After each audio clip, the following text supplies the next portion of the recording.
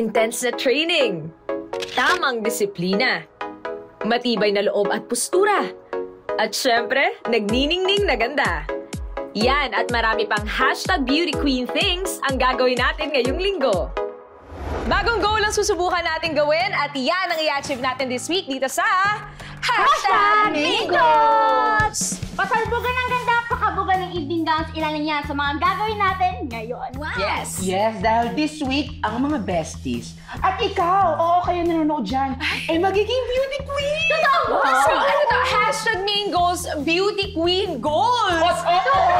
Pero bago tayo mapunta doon, kayo ba pinangarap niyo bang maging isang beauty queen? Yung mga bata kayo?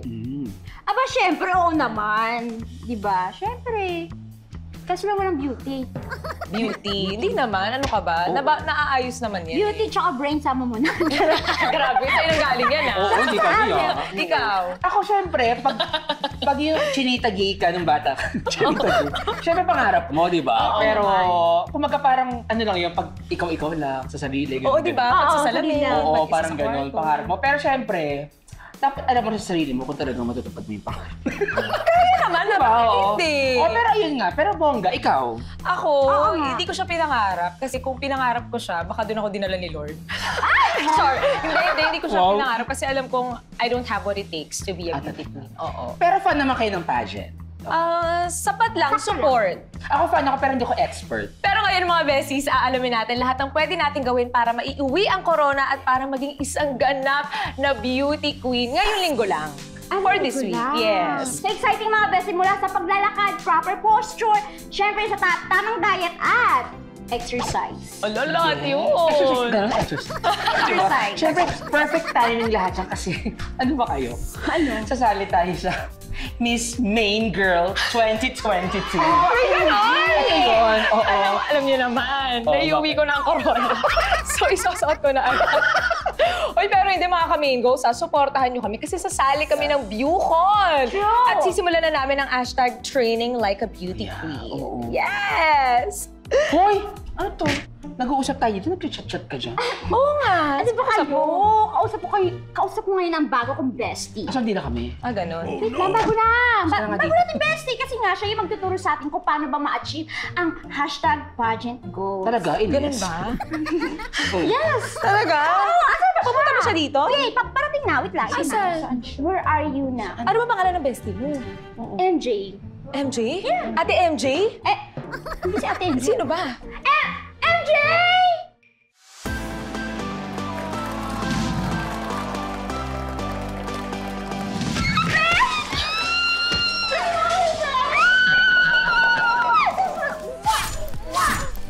Oh my God! Bakit ba? Siya yung bestie mo? Ano ka ba? Paano Nakakala nangyari? yung kagandaan namin, tsaka, body posture. Okay na yan. Mga ka-main goals, makakasama natin ngayon, Miss Universe Philippines 2014, MJ Lastimosa! Hello! Hello mga besties. Pwede na ba ako maki-bestie? Oo! Okay! Yun, excited na akong tulungan kayo dahil dinig ko! Ang goal natin today is #BeautyQueenGoals. Correct. At ikaw ang makakatulong sa amin. Pero umupo muna tayo. Magkwentuhan tayo. Upo ka dyan, MJ. Okay. Alamin muna natin ngayon, MJ, paano ba nagsimula yung journey mo bilang beauty queen? Actually, unexpected. Kasi I was an engineering student, so puro lalaki yung mga kasama ko. Iilan lang yung babae, tapos yung iba, hindi pa babae talaga. So, pag may university pageant kami, lagi na lang ako yung napipilit na sumali. Although it took me some time, mga ilang years din naman nila akong pinilit na sumali hanggang sa nung nasa year na ako na may napakahirap na ng mga subjects ko. Sabi ng professor namin, sige na, bibigyan kita ng mataas na grade. Ay! Sumali ka lang. Namudol ako.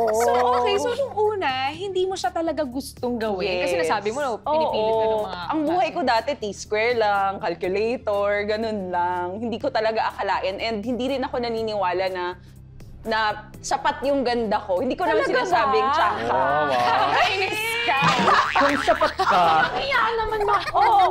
sapat lang ba yan? Hindi, alam mo naman kasi sa probinsya, di ba? Wala namang, alam mo yun, nagsasabi sa'yo na, ang ganda-ganda mo, pwede kang maging simple lang yung buhay sa probinsya. Pero buong puso ka na nun, sumali ka ng regional. Parang Wala. Ready ka Napipilitan na lang ako. napipilitan ka pa din nun. Hindi ko naman kasi alam na pag nanalo ako dito sa school, kailangan ko Tuloy palang na. sumali sa inter-school, tapos may, ano ba to? Ang hirap kaya mag-high heels, di ba? Tatry natin yan. Pero syempre, di ba, yung pinaka-ano ni Miss MJ is yung binibining Pilipinas na talaga. Yun yung... Oo. Syempre, alam ko ang mga chika kay ano. Ay, ano bang chika? Ay, ano ba yan? Ano Syempre, di meron? ba? Ang chika. Eto na. Hindi. Di ba, syempre, nanalo si Miss MJ ng Miss Universe nung pangatlong sali na. Yes. 3 beses siya nag-try. Oo. Yung third, yun na yung... Di ba for someone na ayaw mag-pageant, sumali na 3 beses.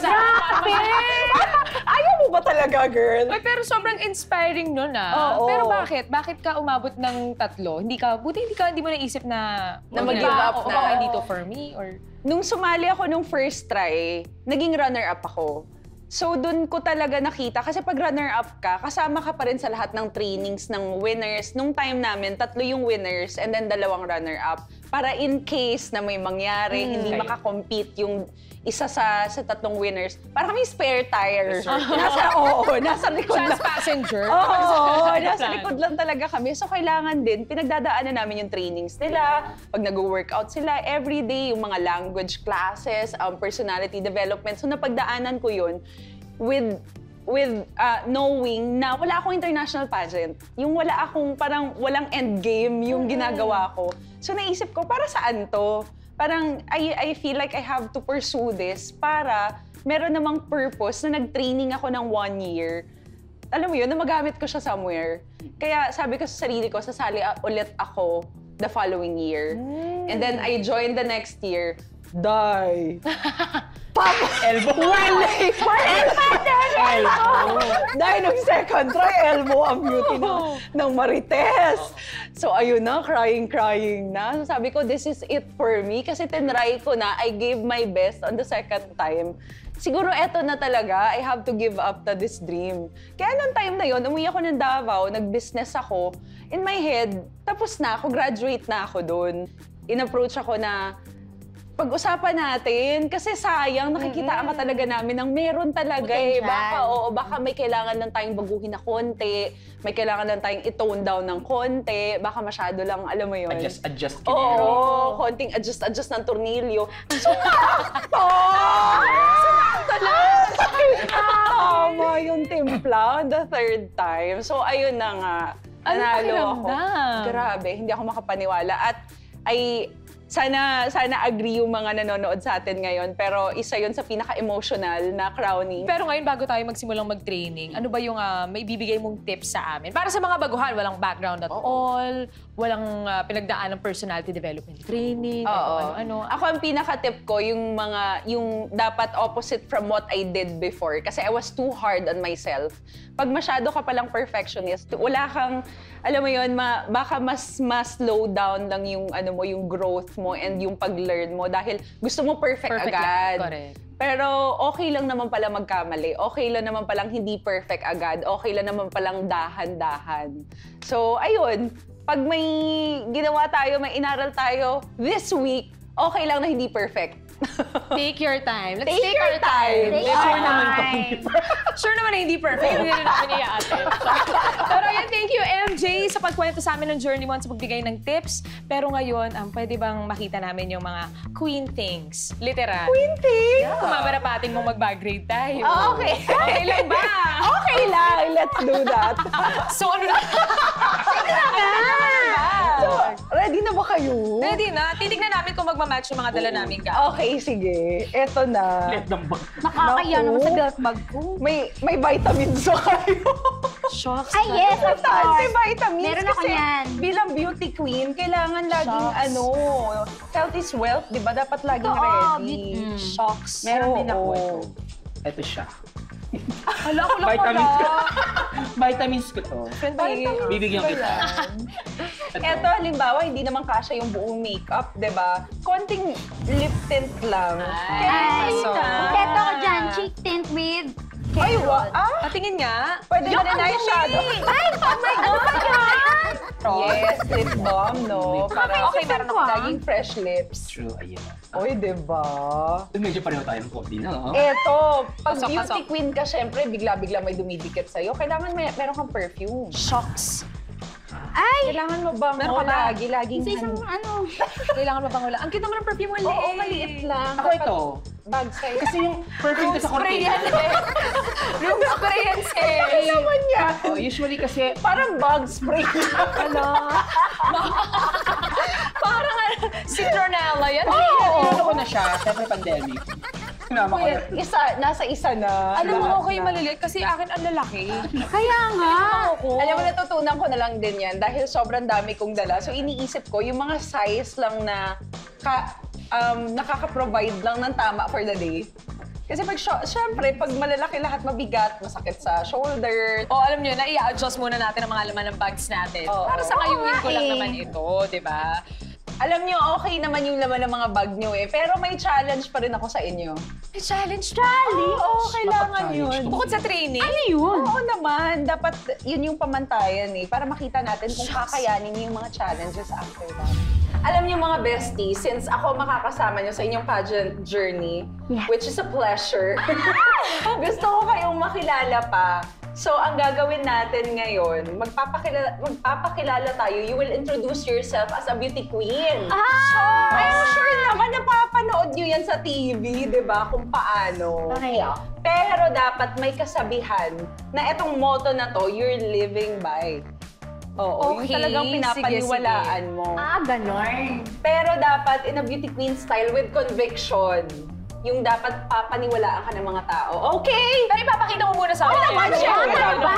Ganito yun ha. Dapat syempre yung tayuan mo talagang beauty queen na agad. Pwedeng Ano ba nandyan tayo yung beauty kamay, isa lang, baba, or ganyan. Kahit ano, kung saan ka komportable. tayong palengke. Oo. Tapos dapat syempre yung noo mo, yung leeg mo nakaangat, parang may humahatak pataas. Saan? Oo. Wala ko. Para mas matangkad tingnan at Ganon? mas confident level yung chin, okay?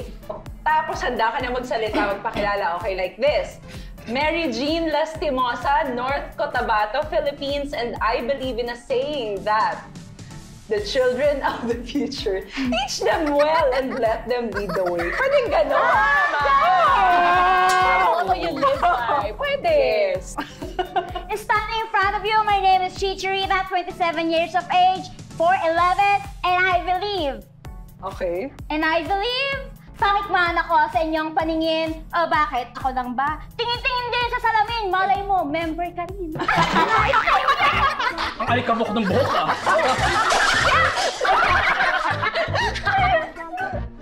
Ano ba yun? May stage fright. Kaya ganun. Hi, my name is Chamiro, Chavi Chinita from Valenzuela, 29 years old, 10 years ago. I have a motto, saan man ako makapunta, ako ay uuwi din. Hindi ka maliligaw, friend. Pusa. Pwede yung diretso moto, pwede I believe in the same. Oo, Wala na yung mga Oo.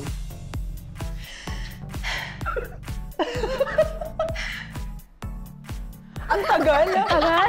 Kumukonect mo sa audience. Kailangan nyo. Kailangan yun. Stage presence, grabe. Oo, grabe yun. Maine Mendoza, Renaissance 2000, kung saan nanggaling. And I believe in the saying, tell me who your friends are, tapos pakilala mo ako sa cute.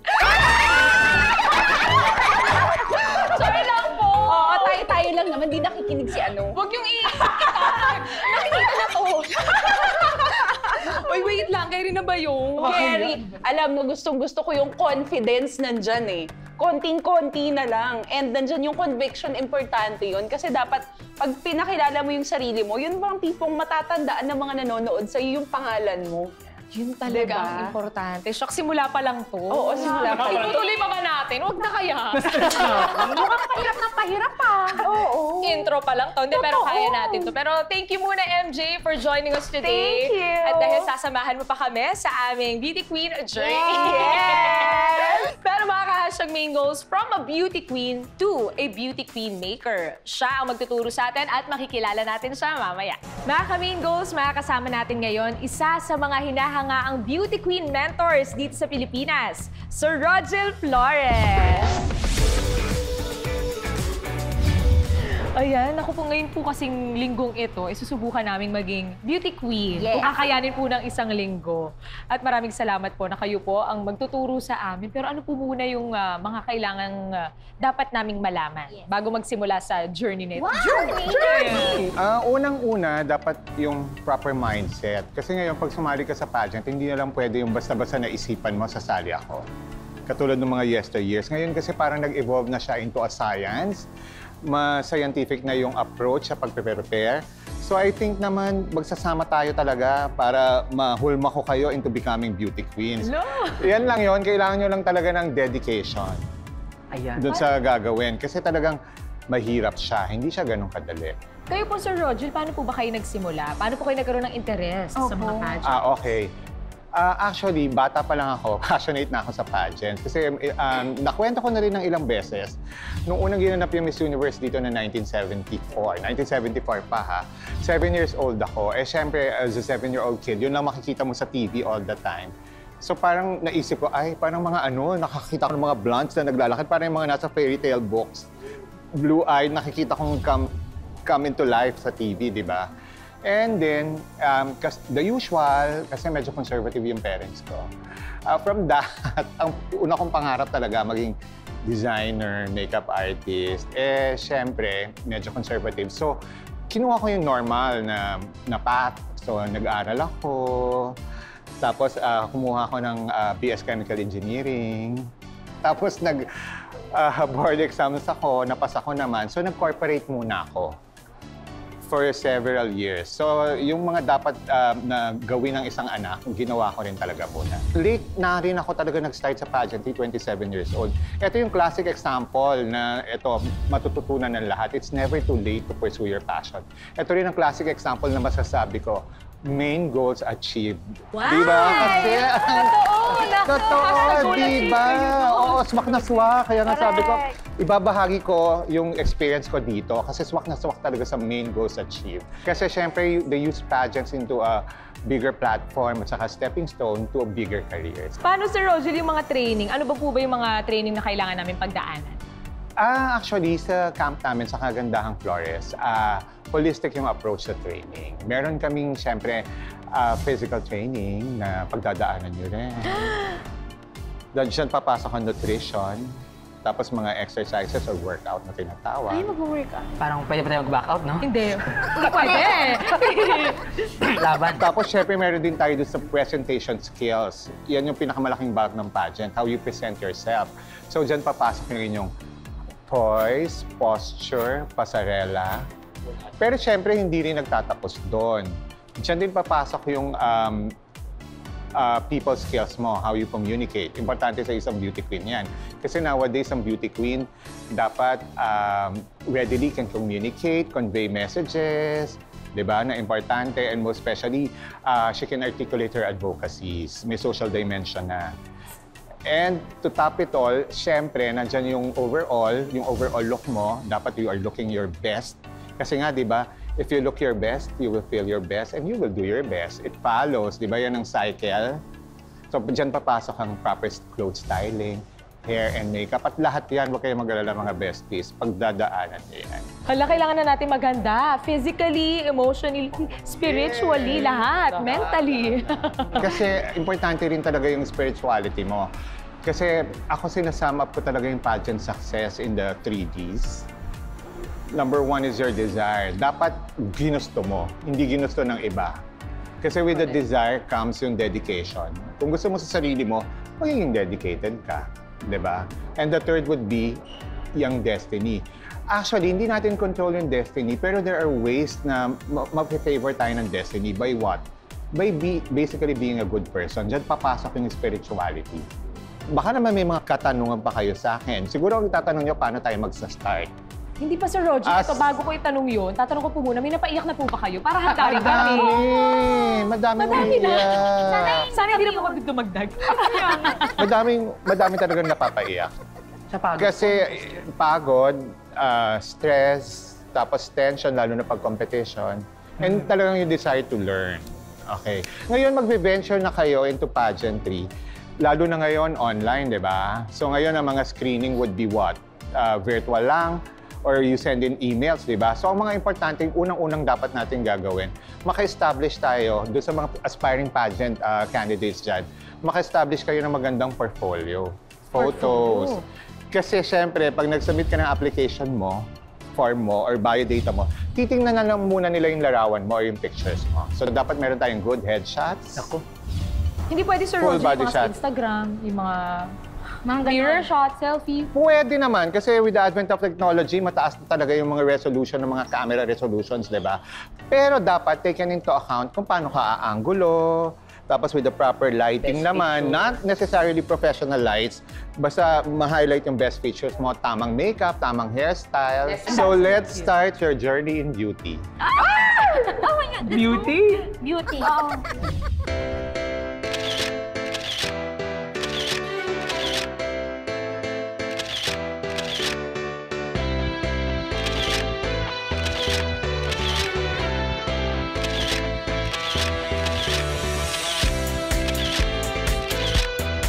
Tignan nyo mga besties, you'll be proud of yourselves. Grabe yung interaction. Char. Yan, nandyan yon. Ang ganda. Pamilya Quintana. Na-translate ang interaction.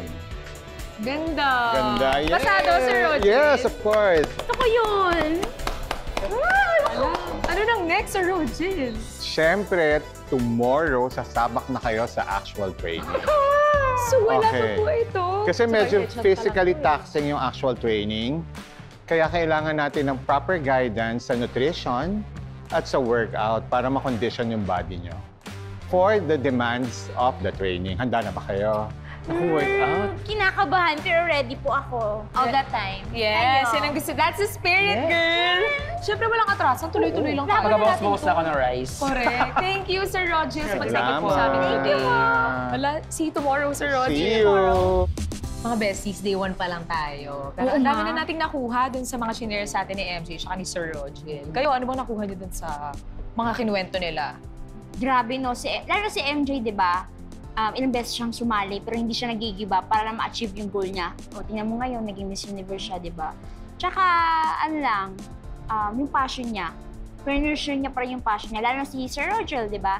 Dekada niyang ginagawa pero hindi siya nagsasawang i-share yung knowledge niya sa mga kababaihan na gustong sumali sa pageant. Totoo. Di ba? Ang ganda na yung sinabi mo. Kaya nga natutuwa ako kasi feeling ko talaga sasali ako. Tsare!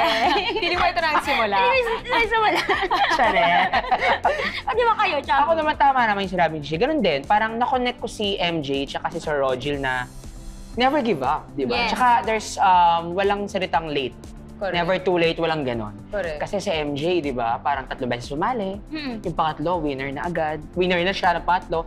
Si Sir Rogel, parang late na siya. Di pa nga super late yun Oo, eh. actually, At hindi pa siya 27? O, pero sa kanya, di ba, late na daw siya. Correct. Pero 27 is bata pa, di ba?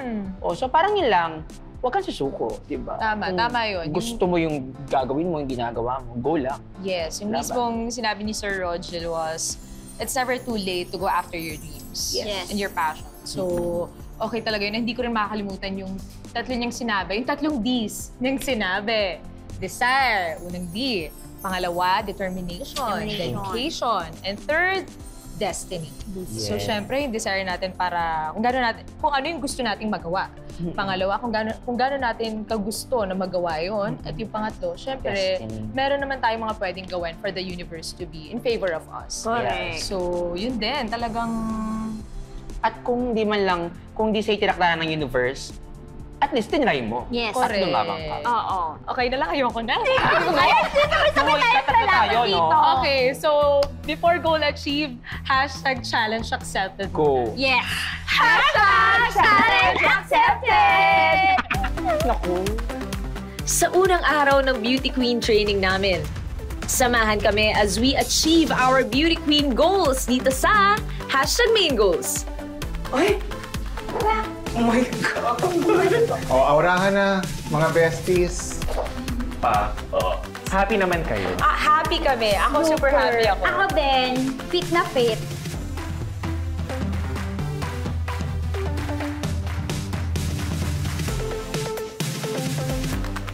Ang galing mag-makeup, Chami. Kasi talagang halo-halo na lang. Parang ang